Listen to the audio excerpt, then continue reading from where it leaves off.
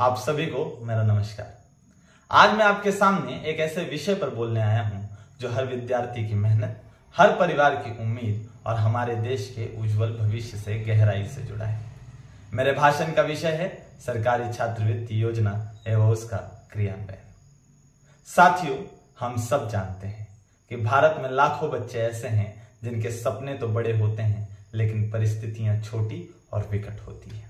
वे पढ़ना चाहते हैं, आगे बढ़ना चाहते हैं, लेकिन जब फीस, किताबें और पढ़ाई का खर्च सामने आता है तो उनके कदम रुक जाते हैं, ठहर जाते हैं। क्या किसी बच्चे का सपना केवल पैसों की वजह से टूट जाना चाहिए? बिल्कुल भी नहीं।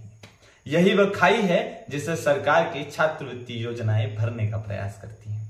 छात्रवृत्ति केवल आर्थिक मदद नहीं है, यह इस बात का प्रमाण है कि सपने अमीर गरीब का भेद नहीं देखते हैं, बल्कि हर उस बच्चे के होते हैं जो कड़ी मेहनत करता है। मुझे याद है मेरे गांव की मीरा की कहानी। पढ़ाई में बेहद होशियार, लेकिन परिवार की स्थिति इतनी कमजोर कि उसने कॉलेज की किताबें बंद कर दी। उसे लगा कि अब उसका भविष्य अंधकारमय हो गया है, लेकिन सरकार की छात्रवृत्ति योजना से मिली राशि सीधे उसके खाते में पहुंची और उसी पैसे से उसने किताबें खरीदी और अपनी पढ़ाई दोबारा शुरू की।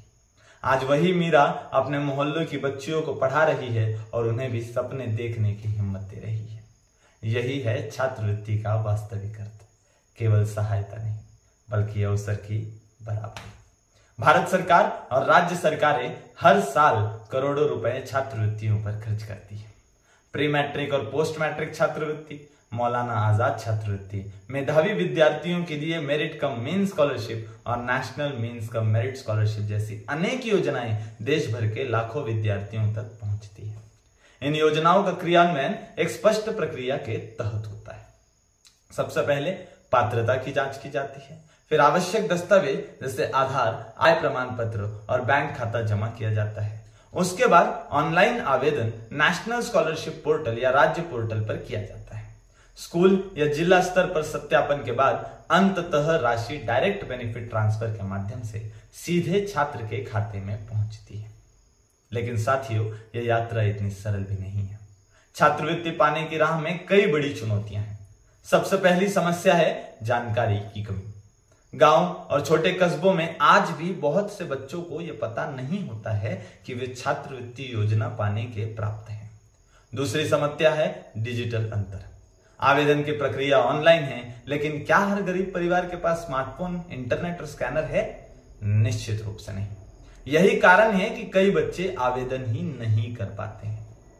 तीसरी समस्या दस्तावेजों की कमी। आय प्रमाण पत्र, जाति प्रमाण पत्र या निवास प्रमाण पत्र समय पर न मिलने की वजह से आवेदन अधूरा रह जाता है। चौथी समस्या है प्रक्रिया में देरी और पारदर्शिता की कमी। कई बार आवेदन सही से जमा हो जाता है, लेकिन महीनों तक कोई अपडेट नहीं आता और राशि समय पर पहुंच ही नहीं पाती। पांचवी समस्या है फेक एजेंसियों और अफवाहों का जाल, जिनमें फंसकर कई विद्यार्थी समय और पैसे दोनों गंवा देते हैं और अंततः अपने सपनों का गला घोट देते हैं। ये चुनौतियां सुनने में बड़ी लगती हैं, लेकिन समाधान भी उतने ही स्पष्ट है। हमें जागरूकता फैलानी होगी। हर स्कूल और कॉलेज में छात्रवृत्ति जागरूकता सप्ताह होना चाहिए, ताकि हर विद्यार्थी और हर अभिभावक तक सही जानकारी पहुंचे। हमें आवेदन की प्रक्रिया को इतना आसान बनाना होगा कि साधारण मोबाइल से भी आवेदन पूरा किया जा सके। हमें सुनिश्चित करना होगा कि आवेदन की ट्रैकिंग हो, हर चरण पे एसएमएस या ईमेल अलर्ट जाए और राशि समय पर खाते में पहुंचे। और सबसे अहम, हमें छात्रों को सशक्त बनाना होगा। हर स्कूल में कुछ सीनियर विद्यार्थियों को स्कॉलरशिप साथी बनाया जाए जो अपने जूनियर्स की मदद करें। सोचिए, जब किसी राहुल के खाते में, किसी मीनल के खाते में पहली बार छात्रवृत्ति की राशि पहुंचती है तो उसके घर में केवल पैसे नहीं आते, बल्कि आत्मविश्वास और सम्मान भी आता है। वह बच्चा यह कहने का साहस करता है कि अब मैं आगे बढ़ सकता हूं। यह आत्मविश्वास एक परिवार से शुरू होकर समाज और अंततः राष्ट्र तक पहुंचता है। अंत में यही कहना चाहूंगा कि सरकारी छात्रवृत्ति योजना केवल पैसों की मदद नहीं है, यह राष्ट्र निर्माण का एक सशक्त साधन है। यह हमें याद दिलाती है कि शिक्षा किसी विशेष वर्ग का अधिकार नहीं है, बल्कि हर वर्ग का मौलिक अधिकार है।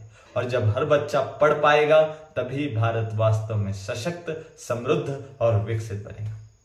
मैं सुंदरम तिवारी यह संकल्पना लेता हूं कि अपने आसपास के हर योग्य छात्र तक यह जानकारी पहुंचाऊंगा, ताकि कोई भी बच्चा केवल जानकारी या संसाधन की कमी से अपने सपनों से वंचित न रह जाए।